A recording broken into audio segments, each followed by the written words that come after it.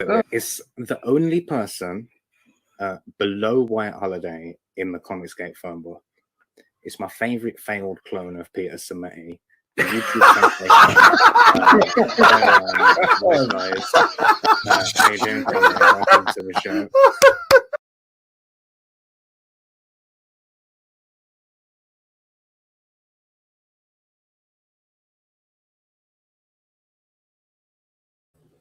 Hello, hello, hello. Welcome to WyzGyz Entertainment. This is your host, Wyman. We are joined today by a very special guest, Brandon Wainwright. How's it going, man? Can you hear me? Test. Going good. Oh, thanks for yeah. Can you hear me? Yeah, I can hear you now. All right. Yeah, things are good. Thanks for having me on the show. Yeah, so this is a little bit different for those of you in the audience. Typically, we have are discussing Phantom Menace related pop culture kind of stuff about our favorite franchises that are going down the toilet. A lot of the time, we're promoting Comicsgate books, where we're trying to light the industry on fire by releasing our own quality crowdfunded books with customer service in mind. This time we have a guest who has a novel that he's written, and well, let's just get the ball rolling here. So Brandon wanted to. It's customary on my channel to kind of do a deeper dive and get to know the creator better. I'd love to just get a sense of, you're a novelist now, so I wanted to see. Well, well, you are. You wrote a book. Well, it's an autobiographical novel. It's not. Yeah, it's not fiction. It's and it's more of a. It's kind of in more memoir form, but yeah, I guess you could call it a novel. Oh well, yeah, that's a good distinction. Yeah, that is more autobiographical, rather.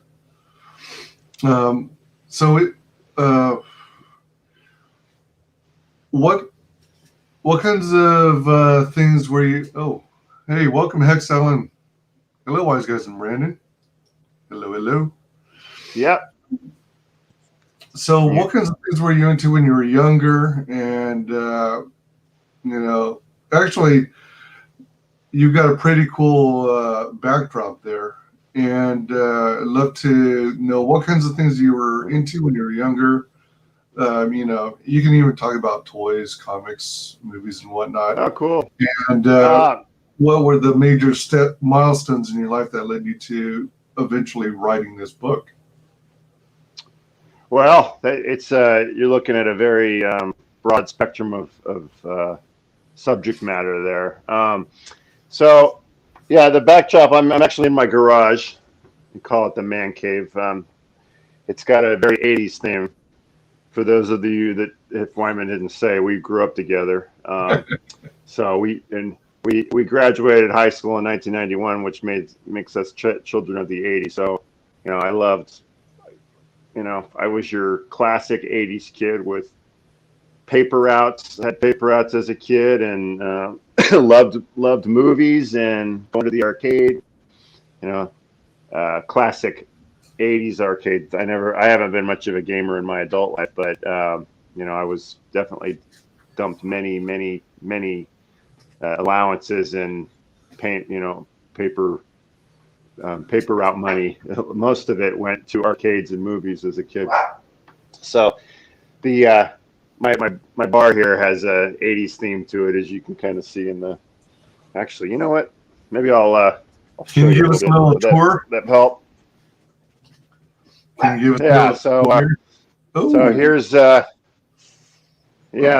So here's this is just I got a lot of 11 by 17 posters from the 80s.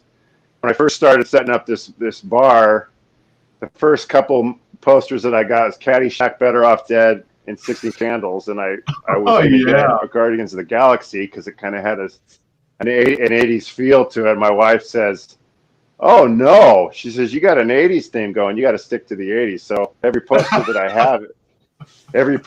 have in here is from the 80s, or at least close to it. And of course, I've got darts, and remember the "oh shit" poster. That was real. I've had that's like the 4th copy of that poster I've had in my life. And then of course I've got the Al Bundy for president, and Janice Farley, my favorite pinup girl from the 80s. And if you didn't notice, my wife's sitting over here. I've got my gym going in here, and then I've got other video games going over here. Oh my God! Here. Pac-Man. Yeah, it's one of those. It's got 60 games in it from the 80s, and it's coin op. It's wow! I had a lot of fun with that. It's definitely a very nostalgic feel. As you can see, I'm also a police officer. That's my police bike there. Yeah, it's pretty. And I'm also, you can see all the Superman stuff. I'm a big fan of Superman and Christopher Reeve, of course, but I also like Henry Cavill's version. Yeah. See, I'm in the same boat. Oh, here you go. Whoa, there's a poster for the movie I made a few years back. Yeah. Hey, City of Stone. I still have you were at the premiere. Yeah, I still have the signed DVD. Yeah. Nice. Yeah. Oh, do you? That's cool. Yeah. Do you ever watch it? Once in a while. Have you watched it? Yeah, but you're probably the only one. So yeah, growing up in the 80s, I was your typical 80s kid, and then if you want to really, I don't know how deep you want me to get into my background, but whatever you're comfortable sharing. I mean, as far as how it relates to the book, I worked in Hollywood for a while. I got a degree in film, and that was what I wanted to do. And I went to Hollywood and hated it. I didn't care for just being around the Hollywood types and all the affected people, and it's not for everybody. I'm not saying Hollywood's evil or anything, although, well, I think you can make the case for that too. But I chose to leave, and then I came back to the San Francisco Bay Area and worked as a school teacher for a bit. Do you mean you stopped your filmmaking career? I mean, even if Hollywood wasn't your thing, are you in the indie? I stopped it. I stopped it as far as like working professionally in it. But yeah, I continued to make my own little shorts, and I'm like that feature I just showed you. Actually did a sitcom. We wrote 3 episodes for a sitcom and shot the first one.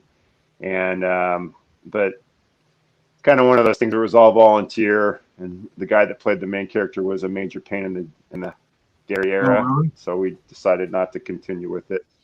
It was, it's all sideline stuff.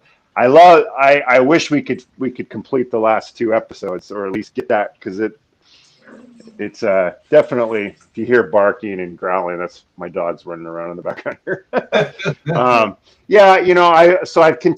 I've continued doing a lot of independent, just stuff for my own and for my buddies that I grew up with making movies with.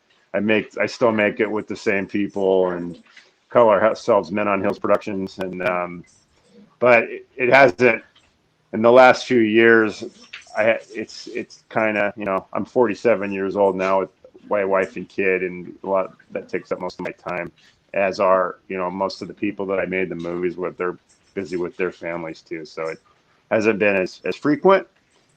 At some point I would like to do it, do at least do one more project, but it's hard to say if that'll ever happen. But so anyway, I ended up just professionally, I was a teacher for a bit, and then I delivered bottled water for Alhambra Water for 5 years, 5.5 years, and worked for DHL and FedEx for another 5 years. And then I became a state park ranger, police officer. And I did that with the state, and now I work for another police department in the Bay Area. So I've been a cop for since November of 2009 is when I first started the academy. So I've been doing it for a while. Not a fun time to be a cop right now. Oh man, seriously. But it's one of those things. I hope to finish off my career without losing my house or my life, or ending up on TV. Yeah. At least not for law enforcement oriented things. Yeah, I hear that. So, but as far as the book is concerned, it's called Tyson's Gift. It's I don't know if any of your viewers actually can see it or whatnot, but the book is it's the life of my dog. Hold it up again if you would. Oh, wrong one. Shoot. Oh, do it that way. Tyson's Gift.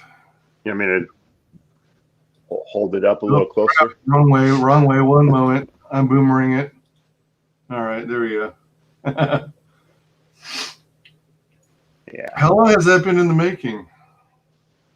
I started writing it in April of 2019. I finished the book at the end of that year, just kind of working on it in my free time, off days, waiting for my daughter to get done with school, sitting in a coffee shop, that kind of thing. And I finished it in December of 2019, and then I spent the next most of 2020 trying to get it published, and ultimately I self-published it through a small publisher that charged me a flat rate to edit it and get it out there.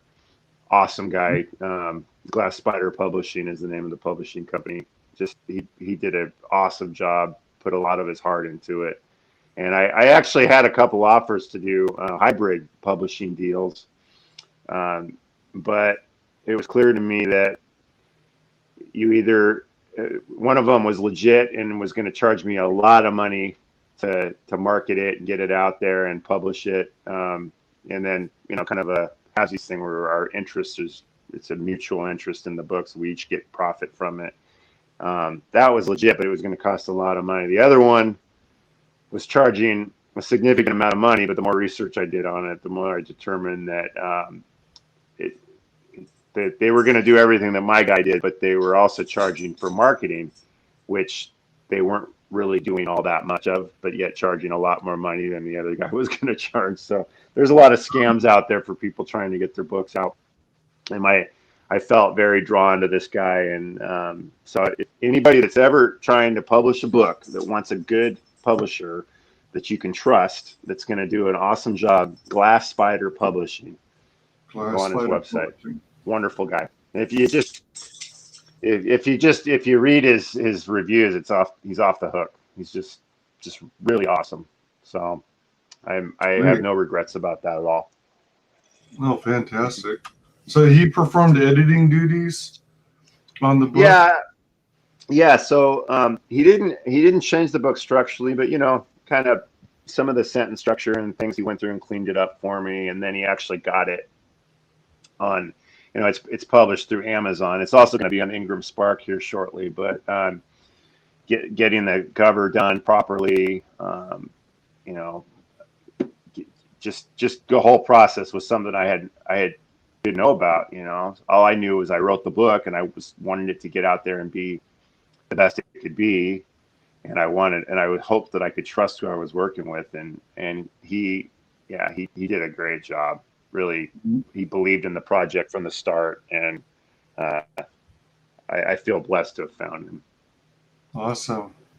Welcome, Guadalupe Martinez. Congratulations on your book, Brandon. Read the sample on Kindle. Nice. So, I'm sorry. Somebody, what? Say that one more time. Oh, I don't know if you were able to see it on your end. is probably smaller since you're on your phone. Guadalupe Landa Martinez says, "Congratulations on your book, Brandon.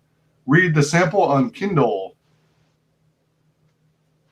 Oh yeah. That's something you can do too. If you get, it's on Amazon, like I said.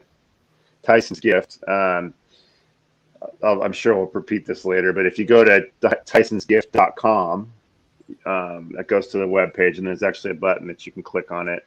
It's Shop Now button. It'll take you right to the Amazon page, and it's got reviews on there. It's already got about 21 ratings, 19 actual written reviews. Really? I don't know how much you can hear my dog. I apologize if that's distracting. No, you're good. The book's about a dog, so I guess it's appropriate. Yeah, so if you go there, and if you want to read a sample of the book, you can do that on Kindle. Where you can look into the book, and yeah. So and you can also, if you wanted to get it through me, like you could email me through the book, and I can always give you a signed copy, and we can instant message offline on that if you wanted to. But the easiest way to get it is through Amazon. Are any of the signed the book is fine. Oh, go ahead. Are any of the signed copies available for sale online? Not online, but like I said, if you contact me through the website, I can because there's a thing where you can email me, so we can work something out.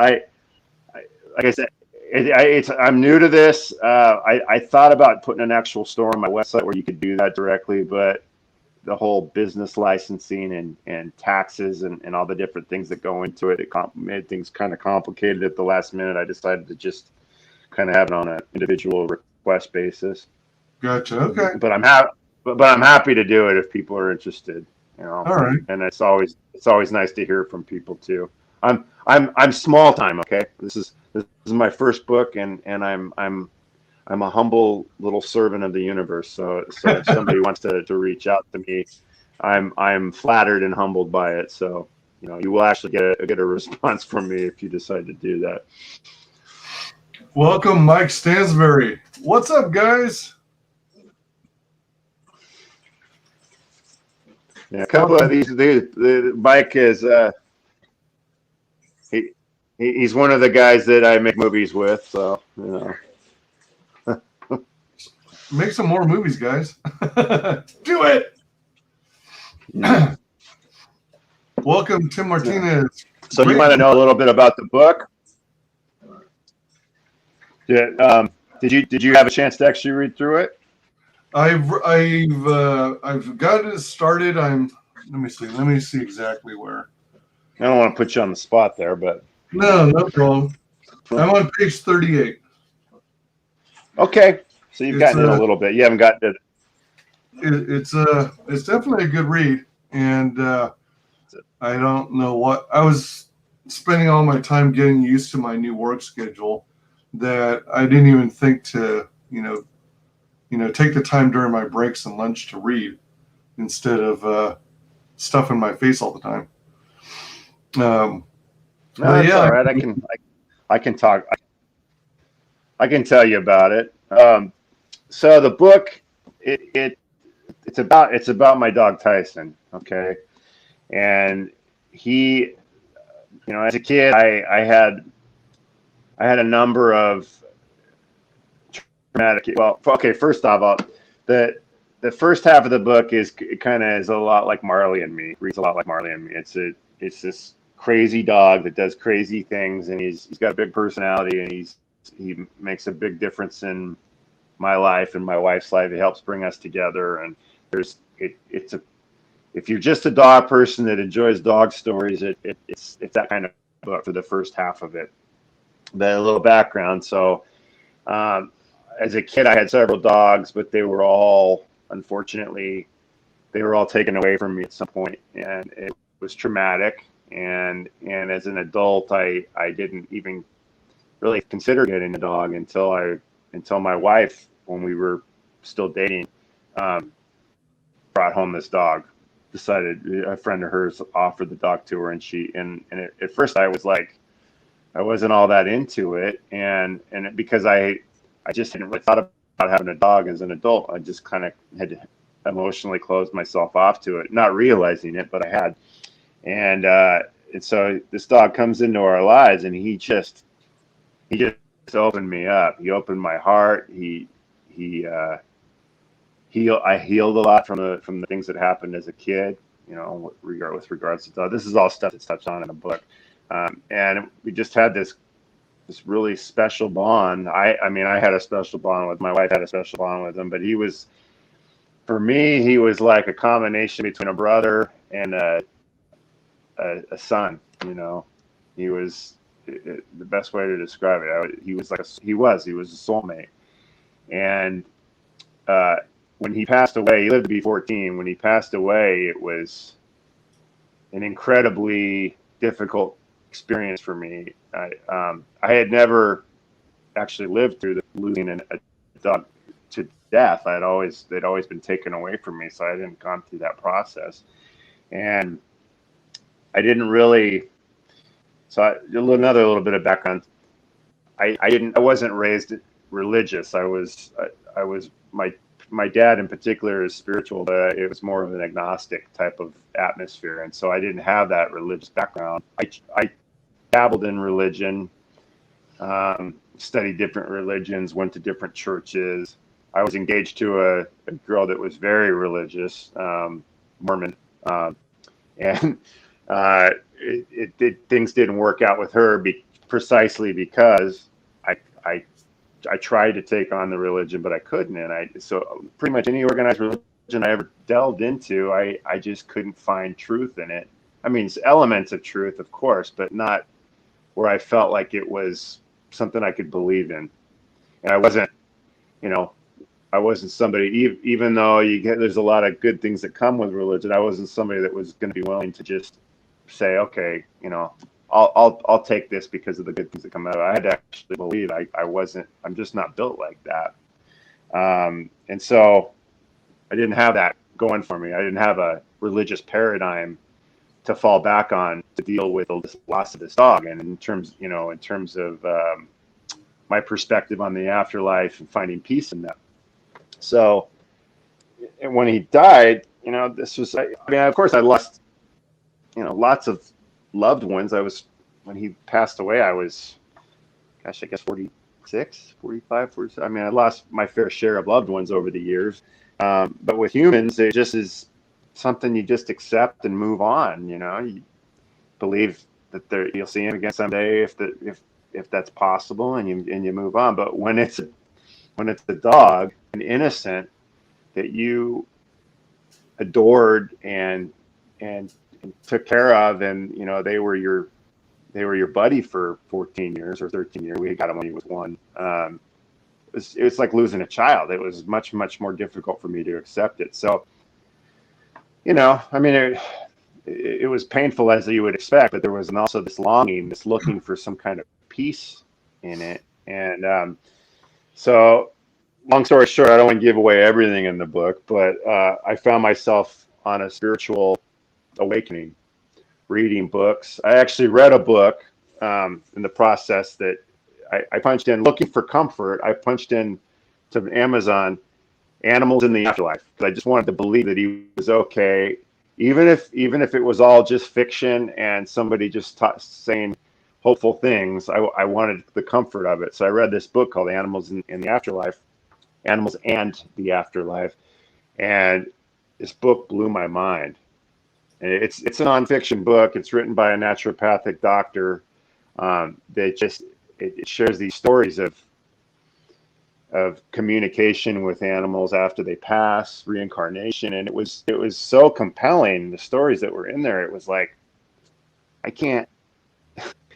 It's either this person's crazy, they're full of shit, or it's for real, it's authentic, and it's something that I should at least explore. So I started on this whole spiritual journey of exploration, and I found myself having these incredible metaphysical experiences, communicating with the help of communicators, and not just with animals, but with past loved ones, friends of mine that passed from childhood, things that were, and I should preface this by saying too, like I said, I'm a skeptic, I'm a religious skeptic, but I'm skeptical in general. Okay, I'm not somebody that just is gullible, that just believes in all this stuff willy-nilly. My mind and heart opened up to it because I was in a very difficult emotional and spiritual state, but where I was searching, thank God for it. But I wasn't doing it with, where I was just like, I'll accept whatever I can get right now. I just need to feel better. It wasn't like that. I was very skeptical. And actually, the first couple people that I consulted with didn't convince me at all, and I actually left me kind of like even more skeptical. But I did a third one just because I wanted to just give it the best shake I could do, and I was still open-minded, very, very skeptical, but open-minded. And I ended up having these experiences that were basically, it took the doubt out of me. When I say the doubt out of me, I'm still discerning. Don't get me wrong. I'm not like, oh yeah, everything they say is the real deal. But there were things that I experienced, things that were said, things that were communicated that were so specific and so just moving and so clearly coming from the spirits that I was supposed to be communicating with, that I was convinced. Okay, so it put me into this state where I was much more open to all this stuff, and then from there I started trying to do my own exploration. I started meditating and trying to connect with spirit, oneness, source, whatever you want to call it, God. I don't say these things as religious terms, but spiritual terms. Not that and that's the other thing. I don't want anybody to think that I'm disparaging religion, because I'm not. I think if a religion brings a person peace and it's making their life better, and therefore they're making other people's lives better, it's fine. It's when it hurts people that I have a problem with religion. But in general, I'm actually very supportive of religion. It doesn't necessarily work for me. But anyway, so it opened me up, and then I discovered Reiki, which is energy healing, spiritually guided life force energy. And I've had some incredible experiences with Reiki as a healer myself. All these things are in the book. I'll give you an example.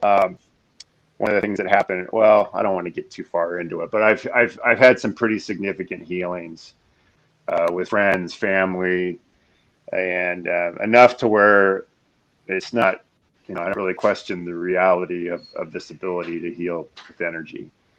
At this point, I can actually discern the energy. I can physically feel it when I'm passing it along, and the results that I've gotten from it are undeniable.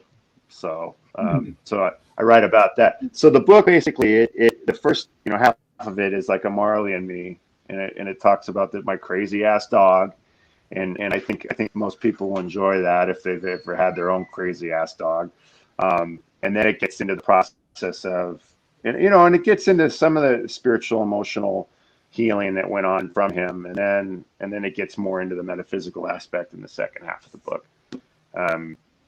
But it's the reason I wrote it for initially I was one of my spiritual teachers actually advised me that it was important that I write this book, and that's laid out in the book as well, how that culminated. But it was clear that it was something that needed to happen. and so that's what got me going on it. But in terms of my own motivation, just what was in my day to day and making me feel good about writing it was honoring my dog, honoring his memory, memorializing him, telling our story. But it was to help people by passing along the story of healing and the hope that comes with discovering that we live on, you know. I mean, it's for most people, that's kind of a curt sentiment, you know. Well, you'll see him again, you know, you'll see him again. People say that all the time, but do they really mean it or know it when they say it? You know what I mean? Right. I mean, it's you know, it's, well, my church tells me I'll be going to heaven, I'll see him in heaven. But if somebody put the gun to your head and said, you tell me right now whether you believe that, and if you lie, the lie detector is gonna detect it, and I'm gonna pull the trigger. Are they going to be able to say definitively that they believe this? Well, I can say that at this point because of the things that I've experienced, and I think that other people, you know, I think people get different things out of the book. Whatever you get out of it, if it's good, then I'm happy about it. You know, I'm not necessarily going to get everything that I experienced from these things, but it'll at least offer that to people to consider it and do their own searching, and potentially find that same kind of peace that I found. You know, plus Tyson was just a cool dude, so it's fun to tell a story. So Nice. I that kind of gives you an idea what the story's about. Hopefully I'm doing it a you know, a service here. Very much so, I'd say. So as I well, as I was telling you off air before we started, this is probably a new environment, something you're not quite used to. Live streaming. I'm basically live streaming for the first time. Yeah, to 3 platforms simultaneously, to Facebook, to YouTube, and also to Twitch. And basically, people have the ability to join in the chat room, send messages, comment on what's being discussed. And during the stream, you know, I, as a host, have kind of a responsibility to read them. And, you know, Yeah. then you can... I hope people ask questions. You can respond back to them. Let's see. So I read earlier from Guadalupe Landa Martinez. Congratulations on your book, Brandon. Read the sample on Kindle. Mike Stansberry says, hi, guys. I dropped the link for TysonsGift.com, and occasionally I'll be dropping the link again, as well as to your social media, Instagram and Facebook. And let's see here. Tim Martinez says, great book. My mom took mine, and I'm getting another one. Mike Stansberry, cool. Mike Stansberry suggests do a book signing at Barnes & Noble. Tim says, and what I've actually what I've been doing as far as trying to get it out, what I've been doing as far as trying to get it out there. Sorry, I've got people keep sending messages. What I've been doing is going. It's a little hard right now with COVID, but what I've been trying to do is go to vet clinics, you know, and give them copies, sample copies of the book, and then also donating a couple copies to people so they can have them on hand, you know, to give to owners of animals that, you know, when they've had to say goodbye. And I know for me, if somebody had handed me that book, I would have been very grateful. I probably wouldn't have been in a state where I would have voluntarily bought it at the time. I mean, I was bawling when I walked out of the vet. I mean, broad daylight, you know, crying like I was a baby leaving this vet clinic.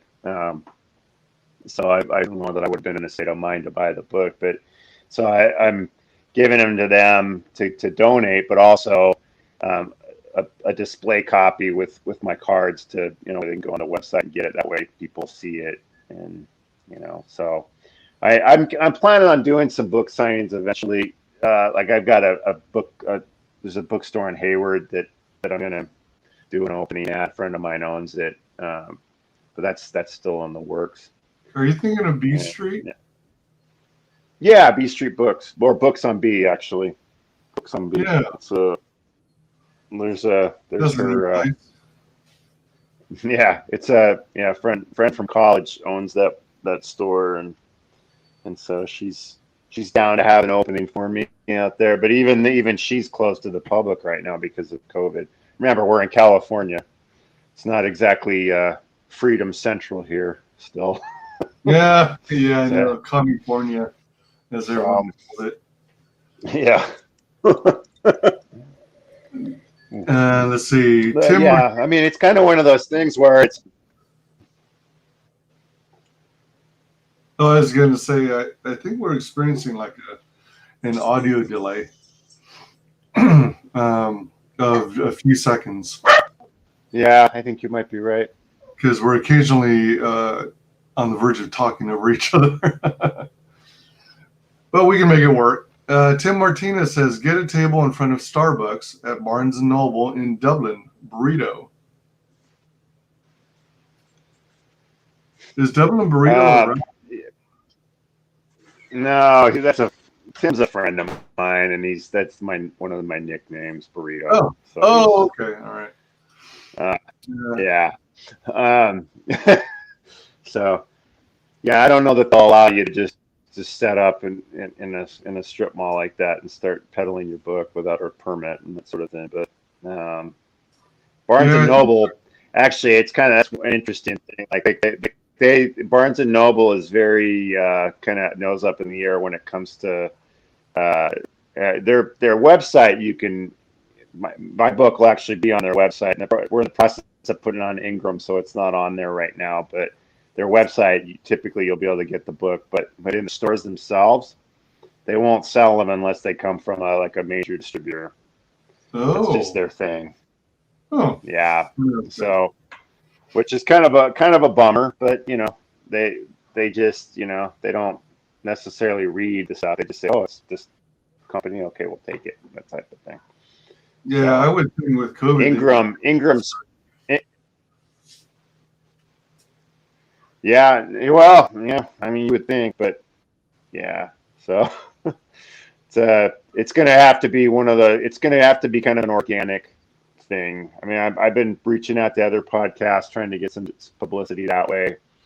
I'm planning on going on a show called Super Smiley Adventures on Pet Life Radio, which is the host has told me that she's going to have me on, so that's cool. We haven't set a date yet, but looking forward to that. Megan Blake is the host on that show, so it's just going to be one of those things where, like I said, I wrote the book with a higher purpose in mind. I really did. I didn't write it because I thought I was going to get rich on it. Although, I'll be honest with you, I wouldn't mind if I did.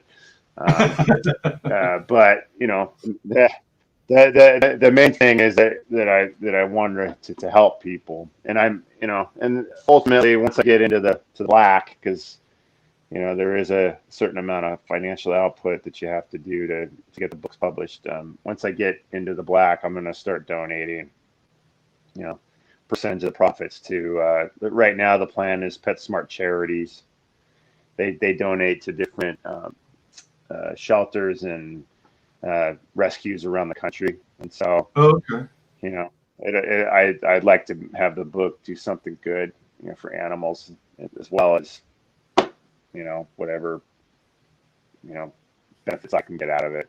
But I mean, the book is there. It's supposed to do something good. That's the whole point of it, is to help people and to help animals. So we'll see what happens. It's just one of those things. I'm kind of, for me, this is completely uncharted territory. If I had a ton of money to dump into it, I'm sure a publicity firm or a marketing firm would be happy to take it and run with it. But I don't. I've got a daughter in private school, and I'm not rich by any means. So it's one of those things where it's going to have to kind of happen organically. Well, I mean, having your own website is a big boost. It's already a great start. and it's nice and easy and clean. So it doesn't take much effort to look it up. Tim Martinez says,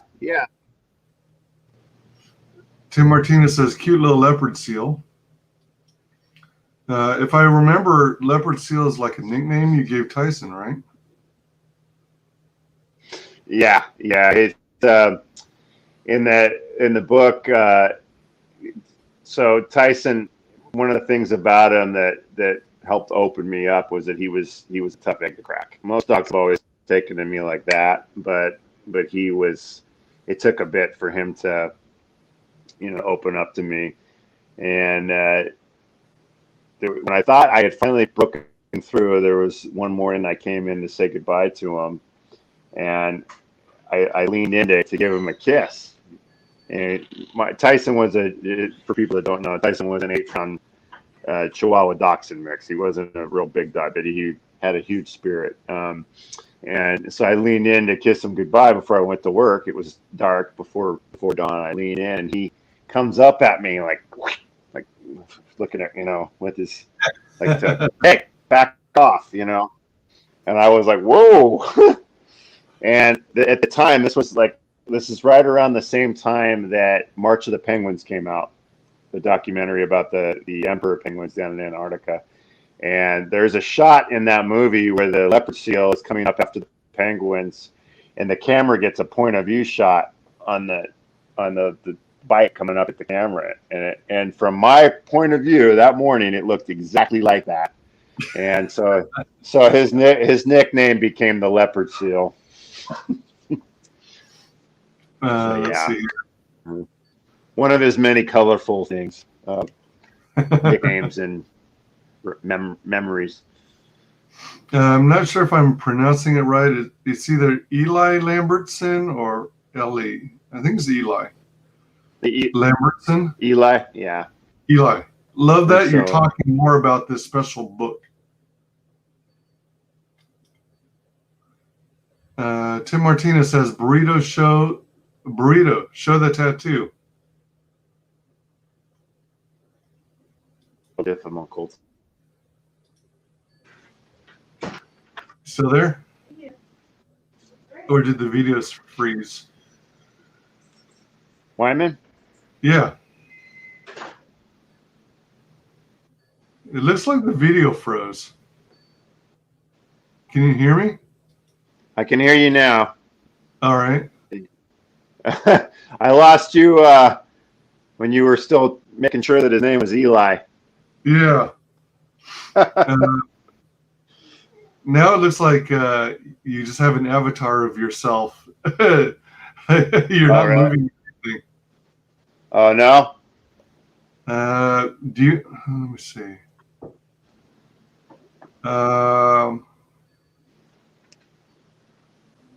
Try switching to your avatar mode and then switch back to sharing your video. Let's see. I think it's under. Shoot. I think it's under settings. Oh, there you go. Better? Yeah, there you are. You're back. You're kind of like jumping around. So the frame rate is really low right now. But at least you're moving now. Yeah, I'll stop. I'll try to stop moving here. Yeah. Eli says, love that you're talking more about this special book. Oh, thanks, Eli. Tim is asking you to show the tattoo. Oh, yeah. So when Tyson passed away, they made sometimes when the dog passes, they'll make an imprint, like a clay imprint of their paw. Other times they'll make like a paw print with ink. And when Tyson passed, they did it with ink, and I couldn't even look at it for a while after he passed away. It was just in the envelope, but eventually I pulled it out, and it was this, it was this beautiful little memory of him, and it had all this like spillover because whoever did it in a hurry. Oh, dang. You know, but it was still, it had a certain artistic flair to it. That's kind of how I took it, you know. And I thought, when I looked at it, I thought, you know what would be a better way to memorialize him than to tattoo his paw print on my arm. So I don't know if you can see it right there. Oh, wow. Look at that. But you can see it's got some spillover. Uh-huh. You know. Oh, so you kept it, you left the spillover intact. Yeah, I had them make an exact copy of it. All right. You know, it's just straight from an image of the print, and so that was an interesting story because you'll have to read about that because it wasn't just the paw print. It was I mean the tattoo, but there was some metaphysical things that happened when I went in there too. Damn. To the tattoo parlor, at least things that I believe that were going on, you know. So you got to read about that. Out of curiosity, do you have other tattoos, or is that the only one? Just this one, the WA here. The W, I know it's kind of a different looking W, but that's W for Wainwright, and also my buddy Will Washburn. When we drank a exorbitant amount of tequila one night, and while we were in Lake Tahoe, and then we proceeded downstairs to the tattoo parlor and got this put on our arms.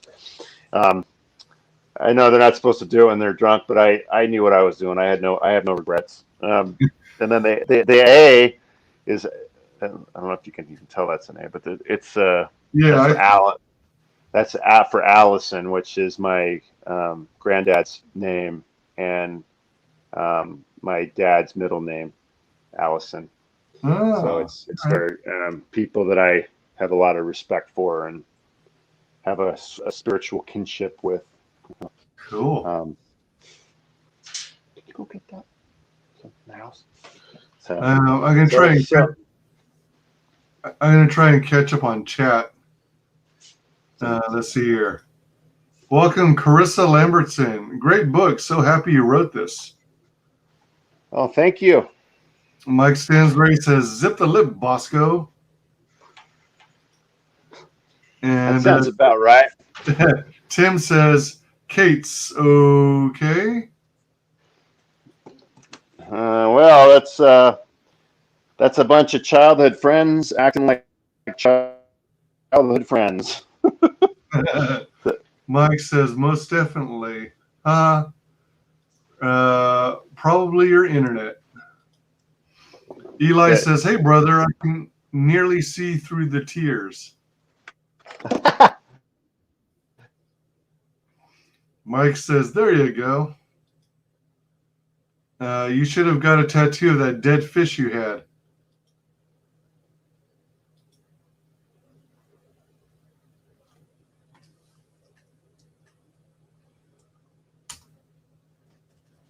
Everybody check out the link I just dropped in chat. It's got the information on Brandon's Instagram, his Facebook page, as well as the site where you can purchase the book Tyson's Gift, which is www.tysonsgift.com. Definitely consider getting this book. If you've already got it, consider getting another copy for some family members or friends. There's always lots of people in your life who love animals. And I haven't finished the book, but I am reading through it. It's pretty darn good. And it's pretty sweet that you wrote this. It just dawned on me, just on the inside of the book, it's got his paw print. Yeah. That's cool. Right on. Yeah, so pick up this book, Tyson's Gift. Buy it once, buy it twice, buy it 3 times a lady. And if you don't have the means to pick up a copy, consider checking out the Kindle version so you can read it, or read a preview of it for free, as I understand. Correct me if I'm wrong. And let's see. Did I miss anything? Yeah, check out this book, man. Can you hear me? I see you moving around. Yeah, a I lot. can. Well, my somehow my mic got muted. A little technical. Oh, okay. difficulties there. I was wondering what's going on. What I was going to tell you is the Kindle version is $2.99 and the all right. paperback is $10.99. So it's pretty, it's pretty cheap for the Kindle version, but and if you really want a signed copy, all you got to do is email me and we'll figure that out. For sure. Are you planning on releasing a hardcover version as well, or just doing the trade paperback? No, I am. It's Ingram. Once it gets Ingram is kind of it's taking forever to get it switched over to Ingram. There's an ID number that it was assigned to. So I'm trying to keep it on this technical. There's reasons why I'm trying to keep the same number because I want it to be identifiable to everybody under the same number. But the problem was we decided to do it after we released it on. I'm just gonna have to hold this. We released it. We went to put it on Ingram after it had already been released on Amazon, and so it's taking a while. But once it's on Ingram, that's a place where I can get it hard copy. Through Amazon, it's only paperback and Kindle. Right? So, but it's all good, Huh. I never noticed that. It'll probably be about another. Well, you can get hard copies on Amazon, but not if it's purchase on demand or print on demand. Okay. So when you go on Amazon, you buy it and then they print it up right then and there and send it to you, which is cool for there doesn't have to be a warehouse somewhere holding all the books. I have an inventory of my own, but the thing is they don't do that for hard copies. So if you buy a hard copy on Amazon, that's coming from a source other than Amazon, or it's coming from an Amazon warehouse, not from a print on demand. Oh, okay. All right.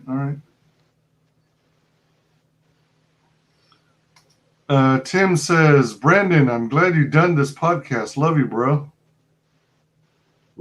Lost you there. Tim Martinez says, Brandon, I'm glad you've done this podcast. Love you, bro. I can't hear you. Kind of just hearing little. Oh. Test. Oh,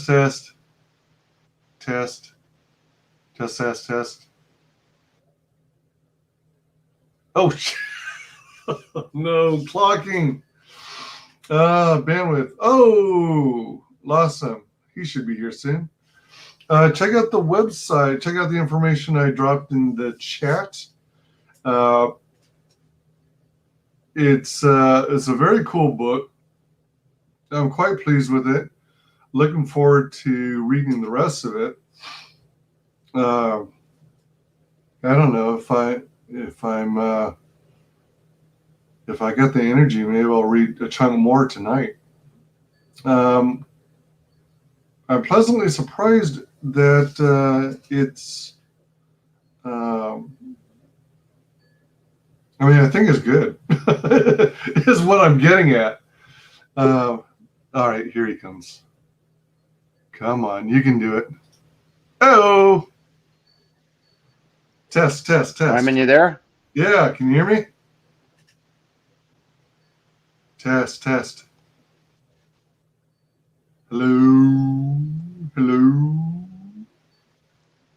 Do you know where? If you can hear me Xfinity cable is no good. Our modem decided to turn off, so my wife's up there right now rebooting it. Oh, okay. I'm on LTE right now. Oh, all right. So you're on a cellular signal. Okay. All right, I hear you. Xfinity. That's Comcast, right? I can. You there? Test. Can you hear me? Can you hear me now? Oh, I lost you. Hey-o. Man, good to see all of you. Thanks for joining the live stream.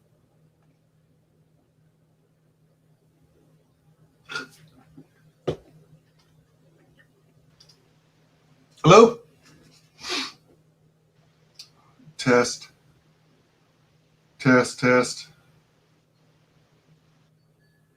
Do you know where you're going to? Do you like the things the world is showing you? Where are you going to? Do you know?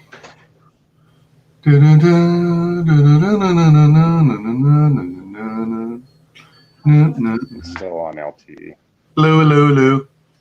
Okay. Yeah, but 4G LTE or 5G LTE? Can you hear me, Wyman? Yeah, I can hear you. I can hear you just fine, but I don't think you can hear me. Oh, there you are. Yeah, my. So I'm not hearing. I'm hearing just little blips and pieces here. We rebooted the modem, but I'm not hearing anything. Let me see. How about take off? How about? Well, actually, you can't really hear me, can you? Oh shoot! I lost him again.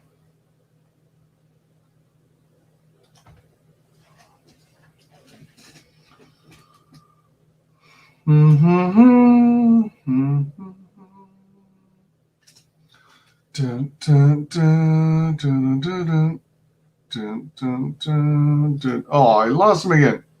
China girl. Dun, dun, dun, dun, dun. Dun, dun, dun, dun. Like I wish you were. Dun, dun, dun. Want to bring me China girl. Dun, dun, take me into this world. And it was my good fortune to find you. China girl. Dun, dun, dun, dun. Rollin', ride. This is the sound. This is the sound of silence. Oh, he's just clocking. Buffering. Yeah, so consider picking up Tyson's Gift. Pretty cool book. I'm enjoying it so far. All right, I see you. Can you hear me? I wonder if it would help any if you. I'm sorry. Okay, the internet came on for about 5 seconds and then it went off again. Let's see here.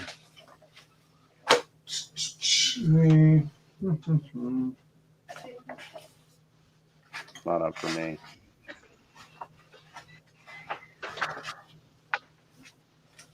All right, hold on. Maybe it's my phone. It's probably my phone, Wyman. Do you want to reboot it real quick? Let's see. Oh, I'm going to try something here.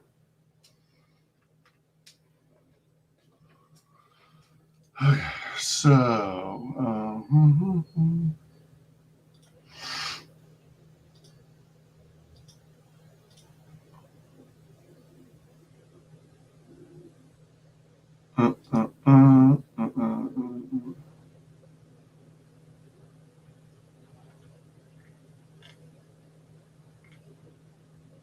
Where is it? Where is it?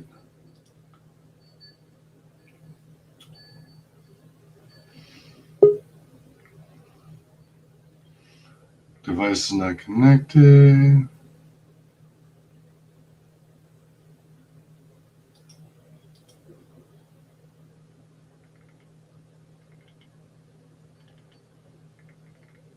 Oh, where did my thing go? Oh, weird. Hello? Can you hear me? Hey, Wyman. I can hear you. Oh, you can. All right. Is it I is can it going see and now? hear you. I can't even. Yeah. Yeah. I don't know what's going on though. The modem. It's still saying that the modem isn't connected, but I went closer to it, and apparently it is connected. It's just my phone doesn't realize it yet. Do you have? You can hear me okay? Yeah. Yeah. Much. You were Well, clocking earlier. You were buffering earlier, but you're okay now. Okay, I went upstairs to where the modem is, so I guess that's why. Oh, Funny okay. though, because it still claims that it's on LTE. Oh. So Yeah. frustrating. Well, sometimes they're great when they work. Yeah. One thing you can do is swipe up and get the control panel screen, and intentionally turn off cellular. Oh.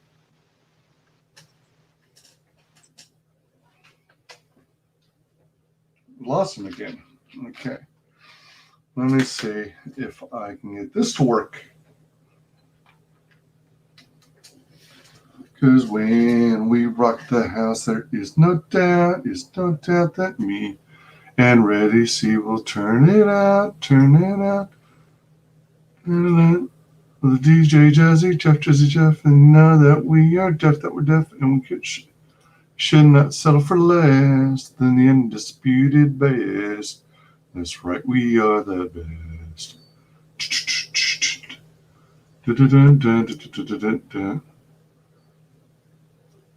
Share your screen. People always want to know how we make them say ho ho.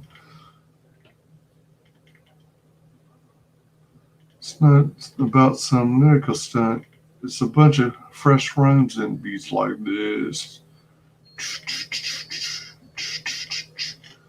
Everybody yo ho ho yo ho ho. Now everybody scream. Oh, wait a minute. Let me see.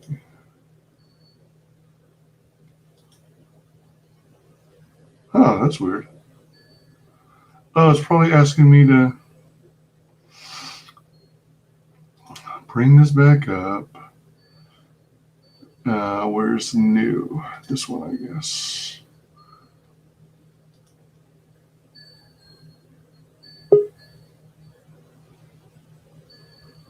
Illustration.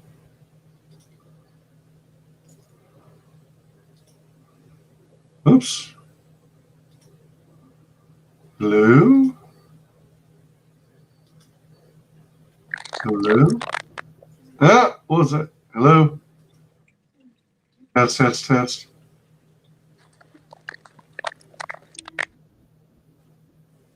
Oh, now I'm getting. Oh, that's not working. That's not working. I'm getting that. Wow, it's even happening with headphones.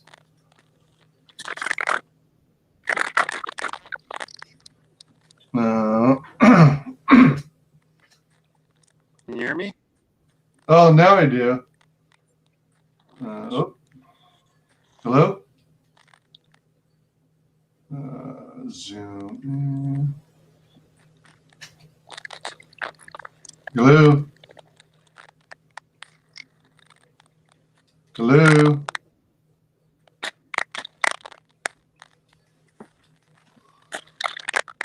Let's see.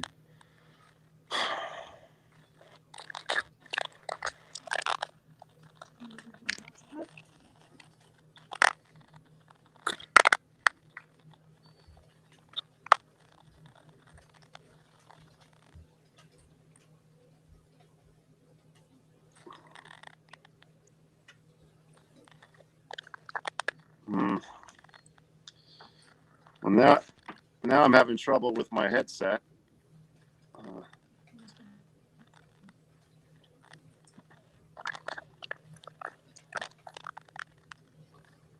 All right. Okay.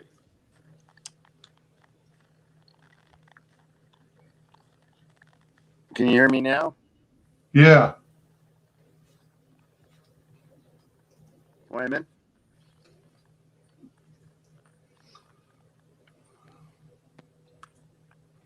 Hello? Can you hear me? Can you hear me now? Yeah, I can hear you. I mean, you sound further away, but yeah, I can hear you again. Yeah, my the headset just inadvertently stopped working. I've never had that happen before. Is it is it like Bluetooth? Oh well, it's wireless. Oh shoot. Do you hear that? Yeah, yeah. Whenever you talk, it's real scratchy. Yeah. Oh man, that's what happens when I go on live streams from my phone.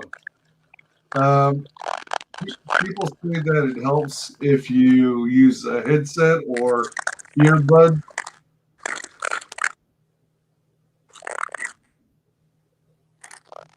Do you happen to have earbuds or maybe a desktop Can you hear me computer with a webcam? I can't get the wires. I'm gonna try something else here. All right. Wait. This is a polished machine we're working with here. I'll try these. Oh, shoot.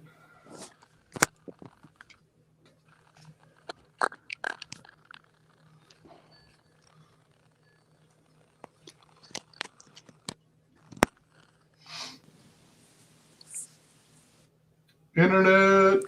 Can you hear me now? Yeah, I can. Can you hear me? Wyman? Yeah, can you hear me? Yeah, I can hear you. Oh. Yeah, I can hear you. All right. Yeah, I heard that using I don't know what the earbuds. hell was going on there. I hear that using earbuds can be helpful in reducing that extra noise.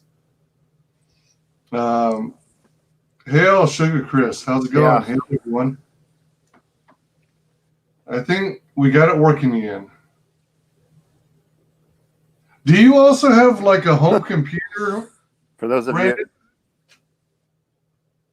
Was that? yeah, I do. I have a Mac. I have a Mac, but I don't normally use Facebook with it. I'm not even sure what my password is, so I didn't want to delay getting on there. Oh. Maybe for next time I'll go on that instead. Be a lot easier. Yeah, it might be more stable and reliable too. I use my Mac desktop tower myself for all my streaming. And I'm connected over Ethernet, so it's more reliable than Wi-Fi. Yeah, totally. Yeah, you sound great now. So you were, let's see here. Where was I? Oops. Is there anybody left? Is there anybody left watching? We have some loyal people here. Let's see. Where did I leave off here? So Mike suggested getting a tattoo of a dead fish that you had. Yeah. Okay, we can move on from that. Tim says, Brandon, I'm glad you done this podcast. Love you, bro. Mike is all right. clamoring about the internet. Welcome, Sugar Chris. Hail, everyone. Hail. Good to have y'all. For anyone, sorry about all the technical difficulties earlier, people. But it seems like they're resolved now. Tim says, we are here for you, Brandon. Hell yeah. So it was through your your spiritual studies that made you make the final decision to actually write the book? Yeah, well, I mean, that was part of it. That I had already been thinking that writing the book would be a good idea because there were the things that I was experiencing I thought would be compelling. But I didn't. It was just an idea in my head, and one of my Reiki teachers told me that it was a big deal that I write this book, and she brought it up to me, and so I thought, well, if it's gonna make a big difference and help people, then I'll go for it. So yeah. But I already, like I said, I'd already been considering that it would make a good story.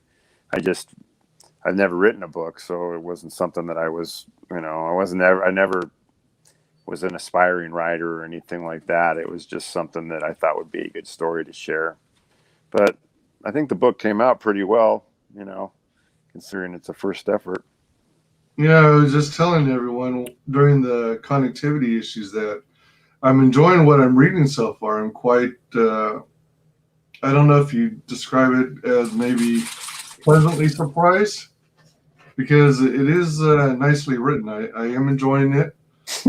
And it's funny that you say that, because my mom, was it like 2 weeks ago, where I was on the phone with her, and she goes, I was surprised that, that it's, I said, well, surprised by what? She says that it's so good. She says, I didn't think that it would be good like that. And I was like, thanks, Mom. I thought, it's like, well, so, I've never been a bad writer, but yeah, apparently she had low expectations.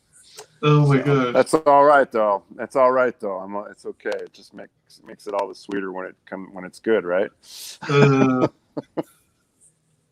That's pretty funny. It's like suddenly you get the repeat of your mom. Yeah. Did you you made that realization, hey, I've never written a book, I'm not sure where to begin. Did you actually spend some time on YouTube looking at writing tutorials, storytelling? No, I mean, I've written movie scripts and things like that. So as far as, I just told the story. I didn't, I just kind of took a leap of faith and just went for it, and just said, well, I'm gonna tell the story from the time he came into our lives, and it'll flow the way it'll flow, and it did. It was, there were some chapters that were a challenge to get the ideas across and to get the emotion across the way I wanted it, and that sort of thing.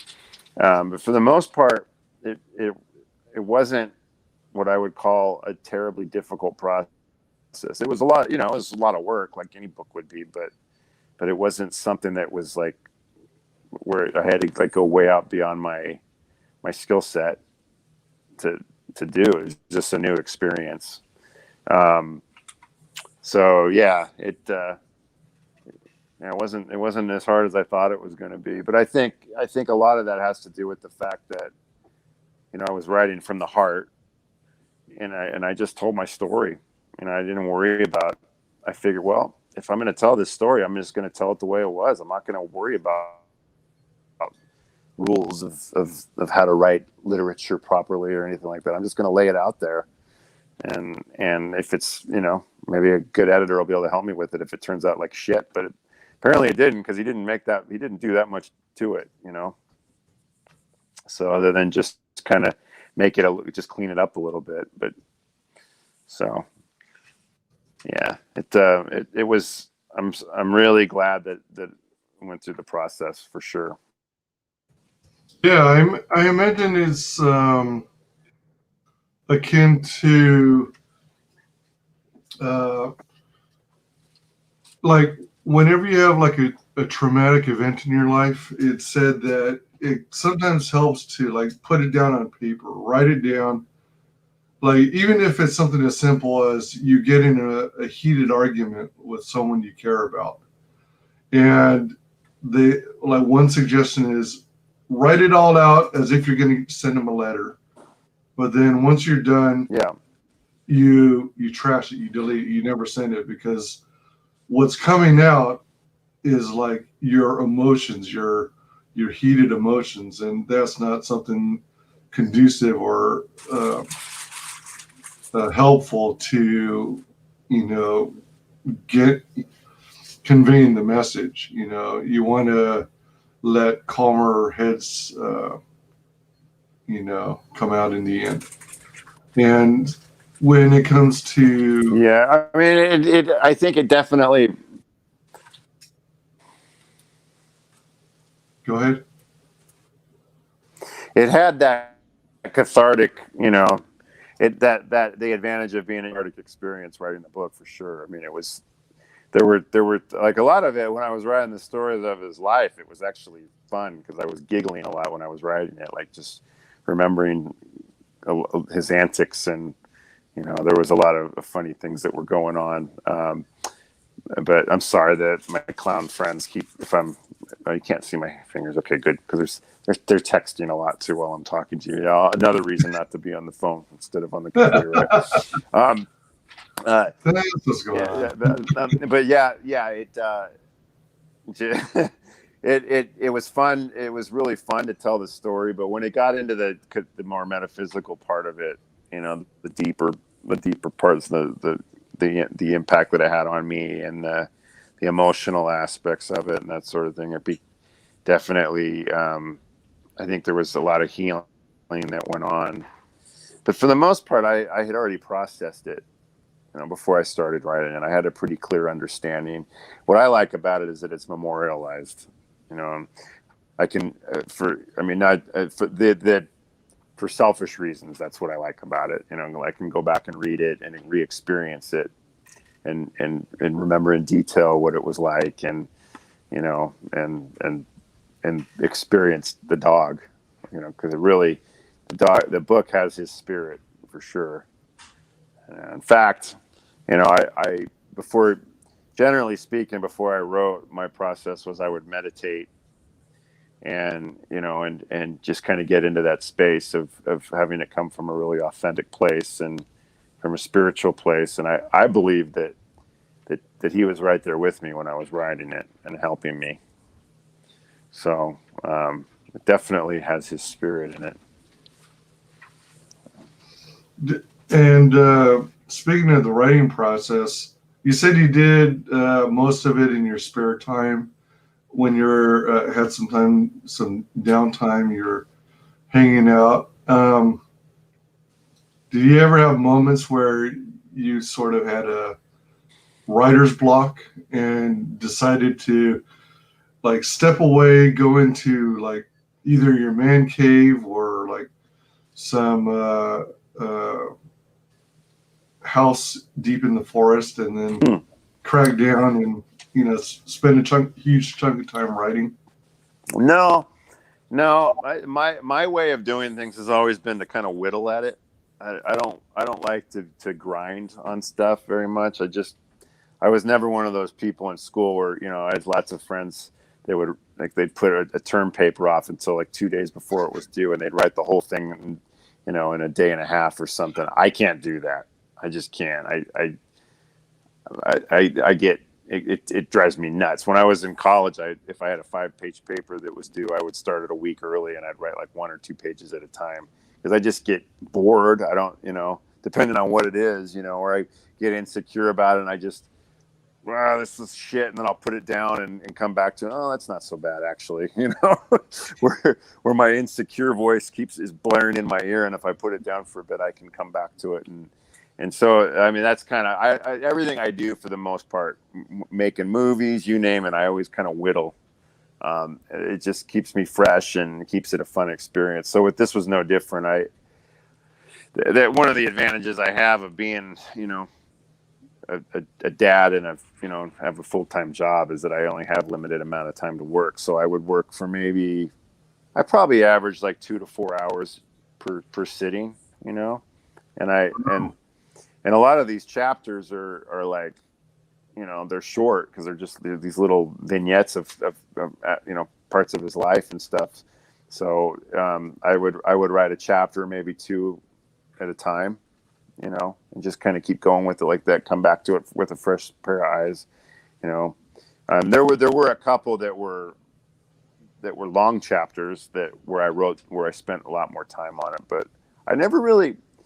There was only a chapter or 2 in there where I wouldn't call it writer's block. It was just that it was a challenge. It was one of those where it was difficult to communicate exactly what I wanted without really putting a lot of thought into it.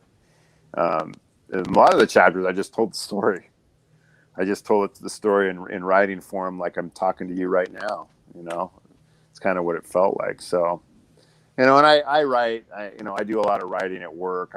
I type really fast too, so it's not hard for me to sit there and put my thoughts on, you know, into the computer pretty effortlessly. So I think that helps too, for sure.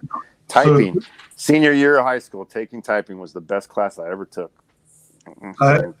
I have to agree. That was one of my favorite classes because it helped so much in keyboarding. And yeah, you know, when I went down that path of computer technology, it saved my butt. Yeah. Actually, lately at work, I've had to write some pretty in-depth reports, and thinking, you know, I got to bust this report out within a couple of hours. How in the hell does somebody write a report like this when they can't type? And I was like, God, it's got to be take forever, you know. So that was something I planned it from the time I was a freshman in high school. I planned on taking it my senior year, be nice and prepared for college, you know, with those papers, and it was best class I ever took as far as being useful. Right. Yeah. Yeah. It was a blessing to take that class, I got to say. What's your current typing speed, by the way? I don't know, probably 65, 70 words a minute, somewhere in there. Yeah. Not lightning speed, but fast enough, you know. Yeah. I'm around there if I'm kind of being sloppy. If I'm really trying, I'm probably doing around 74 words per minute with between 1 and 3 errors. But the funny thing is, when I type, I have a tendency of knowing when I type when I misspell a word. So I'll do the backspace and correct. Oh yeah, me too. Yeah. And so I was telling you earlier that I was pleasantly surprised at, you know, your writing in this book. But part of it is because you have such clarity, and it's like you have, I don't know if you actually have, say, a photographic memory, but it's like everything is so precise and detailed that you've got, you described them as like vignettes, but they're moments in time. Not only are you locking in the visuals, but you're locking in the emotions of every moment, and that was quite impressive. No, thanks. Do you have a photographic memory?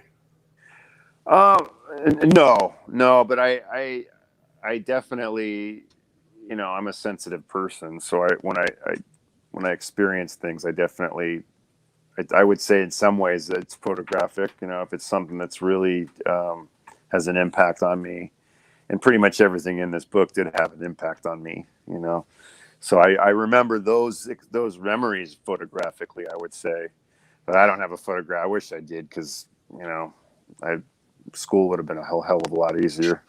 So, but yeah, I mean, the thing about this stuff is this, like I said, the dog Tyson had a major impact on my life, on, you know, not just in terms of these funny memories, but I mean, he literally kind of emotionally, spiritually, I had an awakening through him, you know, and during his life, and, you know, and after he passed, that just, I mean, not that I was like completely shut off before he came in, but he brought out things in me that were there that I had kind of hardened over, just different life experiences, things that I went through as a kid, like everybody has things that they put up their emotional, rough skin that they develop to get through life. And he helped me to tap into the beautiful aspects of my humanity, the sensitive side of me, the raw side, the side that isn't trying to be, this strong, police officer, but rather this, this soft-hearted guy that just wants to love on his dog and on his wife and his kid, and really just delve into that part, like just dive deep into being just an authentic person with no, nothing to prove. And I mean, I'm just kind of speaking off the cuff and throwing stuff out there here, but that I think is what he helped me tap into, and just to get in touch with the heart in my heart, bringing it back from, because when I don't know, some kids are just assholes from the time they're little kids, but I was one of those kids that was real, sensitive and but you kind of get hardened as you go through this, through school. I mean, you put up a defensive mechanism to protect yourself from other people that maybe aren't so kind or whatever, and you, at some point, hopefully you learn how to tap into that true self again and become comfortable with that. And Tyson helped me do that. But, one of the nice things though is having him in my life, and, and at a time when I became a police officer, he kind of, if you're going to be a good cop, you've got to be able to be tough and put up a strong defense or strong, veneer, and have a strong command presence and be able to take charge and throw down when necessary. But you also have to be able to be in touch with that. I think if you're going to be an effective cop, you got to be able to tap into that humanity in you, open yourself up and allow yourself to experience, to take it in just a little bit, enough to where you can connect with the person and give them a decent experience where they feel cared for. I think if you're going to be good or effective at it, and he really helped me to be able to do both. I think he really played a role in me being able to connect to that. So, which was, it was there, it was latent, of course, but he helped bring it out in me. So yeah. In a way that later improved how well you performed in your job. Yeah, but I think more importantly, it helped me just be a better person. Just a better at connecting with other people, better at, being strong and having a strong presence and confidence, but also being able to be raw and let it hang out there a little bit, because that's what he was, man. He was, he let his balls hang out there. So, he just did. He was a really sensitive, emotional, kind of all over the spectrum creature. He had every bit. He had as much complexity as a human does. He really did. So, but yet he was a dog. He was a dog like any other dog, but yet he had this deep complexity to him. And I connected with him so deeply. Out of necessity, I had to, because he wouldn't have it any other way. There was no way I was going to be able to connect with him and break down his walls, unless I was willing to let that side of me come out. The book really explains it in detail, but basically I was a leper as far as he was concerned for the first couple, well, I shouldn't say leper, but he definitely made me earn it. Like, you could tell the door was open if I wanted to earn it, but I had to earn it. Whereas my wife, the moment when she got him, he was just her little prince, and so You know, for anybody that doesn't believe or see that the dogs, I'm you know, partial to dogs, but I think animals in particular, that they don't have an emotional and spiritual depth, that they don't enrich our lives. I think you're kidding yourself. I really do. I think you're cheating yourself out of an amazing, beautiful aspect of our spirituality and our connection to animal spirit. Yeah, Tyson really got me in touch with that. Yeah, I have to agree. Animals have, well, they're more than just creatures who just do things by rote, do things according to some base programming. I mean, I truly do believe they experience emotions, feelings, Absolutely. and all that stuff too. It's I'm real eager to read the rest of the book to, you know, get a closer look at the spiritual side, because that's honestly something that never dawned on me. I mean, you know, they have those sayings like all dogs go to heaven and whatnot, and you know they do movies based on that. Yeah.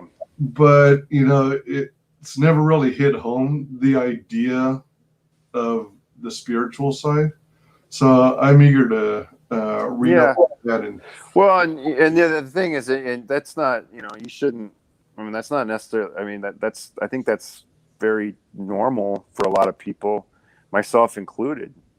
You know, I as much religious and spiritual exploring that I attempted in my earlier life, I never was able to really connect with it. I mean, I think most people, if they're honest and they look back, they can pinpoint things, spiritual experiences that they had, but they didn't know how to identify it because we here in the West live by a certain, you know, much more material type of paradigm that, you know, you're not keyed into those things. But when you have an experience like what I had with Tyson, it, you know, kind of cuts you down a little bit, you know, kind of makes you raw and puts you into that you know, dark night of the spirit, or whatever you want to call it, and it forces you to grow into and to connect with things that you wouldn't normally if you're just in your normal flow, you know, going to work, coming home, taking care of business, you're in your everyday life, and things are working, and then something drastic happens. You lose a loved one, you lose a job, you make a career change, you know, something along those lines that's like kind of earth shattering in your world, and it forces you to grow into a new state. And for me, because of the nature of my relationship with Tyson, because of the nature of the loss that I had of him, the context that it was in, it forced me into this, it forced me open in that context, you know. So I'm not, it's not that I'm special or that I have some insight that was in me that just opened up, whereas other people don't. It's not that. It's just that I was lucky enough to be, I believe, guided into this experience. But I think it's available for everybody that reaches out to it. So I'm glad that you, you know, that you're wanting to explore that, because I think you'll find, you know, in the book too, I mention a lot of different other titles that I read in my process, and I continue to read different books, but there's some books in there that were really compelling that I shared, that hopefully, if this sparks interest in people, they'll want to read about it too. I was going to read the message from Mike. He photographically remembers Jimmy and the Stick. You know, this is why you don't invite childhood friends to a podcast where you're trying to you know. Well, let's just move on. Okay. I was wondering. Well, I mean, I was listening to you talk about how how Tyson was kind of like testing your mettle, seeing if you were worthy of his love. It kind of reminds me of, you know, how cats have that kind of attitude, you know? They're like, I don't really give a damn about you, but Yeah. but if you give me what I want, then maybe I'll purr for you. Yeah. Yeah, except it wasn't, it was, the funny thing about it is that, I mean, it was like that in a sense, but yet he was very much in need of that, of protection and connection and the love that I was offering him. He needed it. He wanted it. But yet he needed the trust. And he loved me, I think, from the start. To be honest, looking back on it, I think the love was always there. Like, he felt the connection, but the thing about him being a tough egg to crack was that it forced me to open up my heart to him and love him. It forced me to kind of fall in love with him, because the depth of the connection I had with him only grew as the barriers were broken down. You know, it wasn't just a matter of, hey, you know, if I pet you long enough and I don't do anything mean to you, you'll learn to trust me. It wasn't like that. It was like there was more to it. The book tells the whole story about, you know, how the whole breakdown happened, and it was it couldn't have happened any other way, really, in retrospect. And the irony there is that to me the validation for it is that the first communication that I had, where it was obvious that it was him coming through, and I mean, this very specific things were said. He said that he had to be a tough egg to crack in order to get me to fall in love with him. Oh shit! Oh, that. Oh shit! Internet.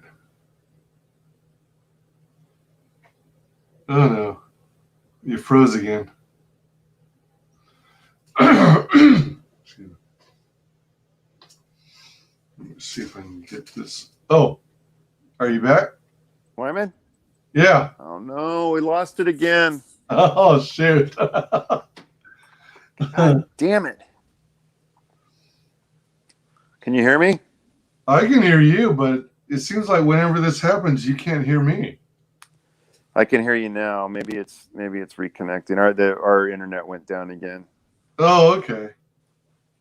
Did somebody hit a power pole or something? No, it's just Comcast being Comcast.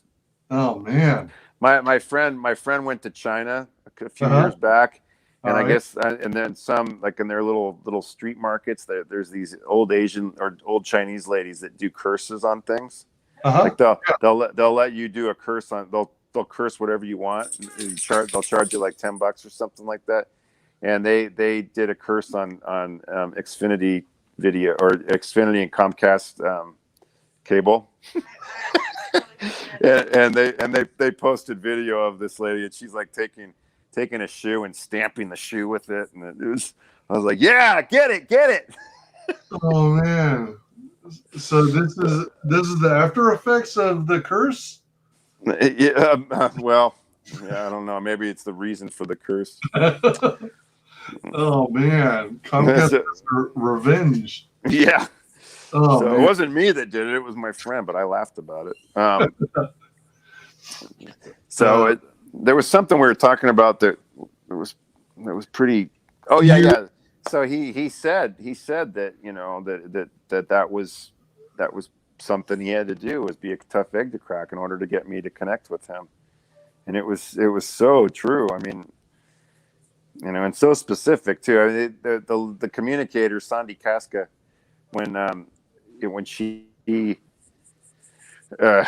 she talked about my relationship with him, my wife's relationship with him, and my daughter's relationship with him, and it was very, very specific. And it was like, wow, this is really this is crazy. I don't think you could make this stuff up unless you were talking to him. Then she gets into like physical physical ailments that he had. She identified specific physical ailments, you know, and it just goes, if you read the book, it just gets more juicy from there. But I mean, that was one of the things that first convinced me, you know, and so there's that. When you wait till you get to the epilogue, you know, there's a whole, well, I don't want to give away too much, but well, yeah. Got a good ending. You definitely don't want to do spoiler alerts for sure. Yeah, but there will be, at least I'm planning on writing a second one at some point. But you know, for now, gotta live and experience things to have something to write about. You know. Mm-hmm. Is it going to be like a continuation of what you've learned or seen since Tyson's passing? I mean, is it going to be more communication with his spirit? Well, it's yes. I mean, yes, and but it's more than that. I mean, it definitely is going to be talking more about the growth, you know, the different things that I experienced, because the second half of the book gets into a lot of that. But there's also there'll be communication with spirit, and I don't want to get into too much detail, but I think if you read the book to the end, it'll be apparent to you kind of where it's going. Gotcha. But I don't want to give it away, not just yet. Yeah. I don't want to reveal any spoilers either. There should be there will, I would say there definitely will be another at least one sequel to it. So we'll just have to wait and see. So one of the things that kind of shocked me about what I've read so far in the book is how much loss you've experienced with, you know, pets, dogs in particular.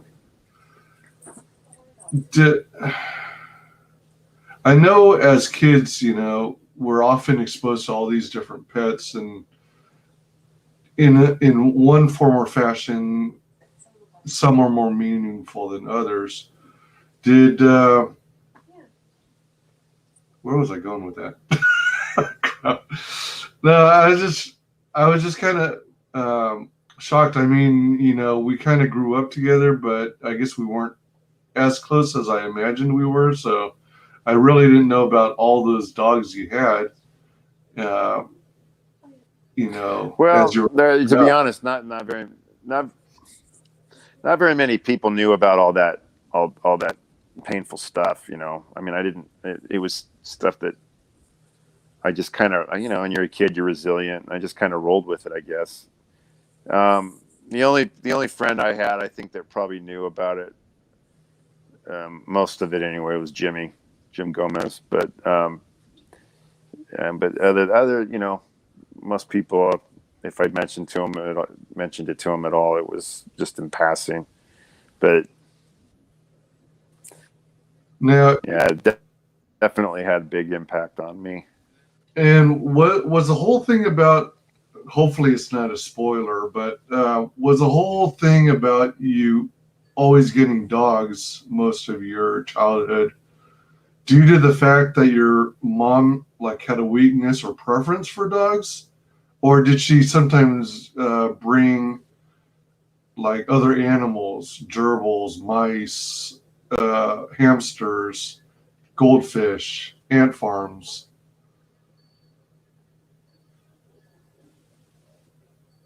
Uh-oh, did I lose you again? Oh, there you are. Can you hear me? No, she definitely is. Always had a thing What was that? for dogs. Oh, all right. From growing up at the. Oh man, what's going on? Your audio is breaking up. Yeah, I don't know. It's going on. I can hear everything okay. All right, you're Apparently back. it's our internet because my wife's on the computer and she's having the same problem. Ah, all right, you're back. Yeah, did you hear my question? Okay. Yeah, so no, it was mostly dogs, but had a couple different birds that you know lived out their lives when I was a kid, but the dogs were definitely my mom's preference, and she had a tendency to, she's had a lot of, you know, in, well, my childhood, yeah, my mom definitely dogs. So, yeah, I don't know. It must be You the hear me, internet. Wyman? I can hear you. Well, I mean, I can hear you, but your audio is really cutting out a lot. Hey, Wyman, So, yeah. Lou, can you hear me? I can hear you. Yeah. Let's see. Yeah. Testing 1, 2, 3. Oh, Can you hear me? all right. Yeah, I can hear you. Oh, shoot.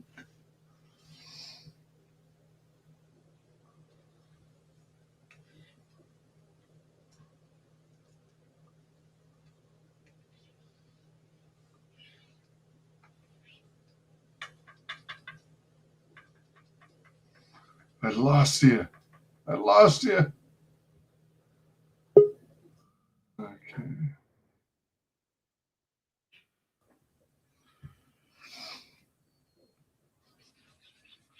All right. There you are. Then, Can you hear me? oh,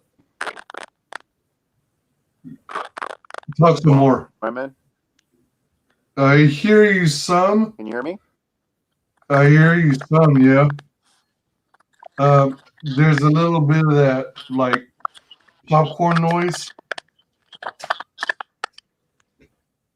Yeah. Is that better? Test. Yeah, yeah, there we go. Huh. Maybe the trick is to leave the headphones or earbuds plugged in, but not do anything with them and not wear them. I don't know. Well, I unplugged them so I could plug my phone in. Oh, okay. So if you can hear me okay, I guess it's working. Oh, okay. All right. So,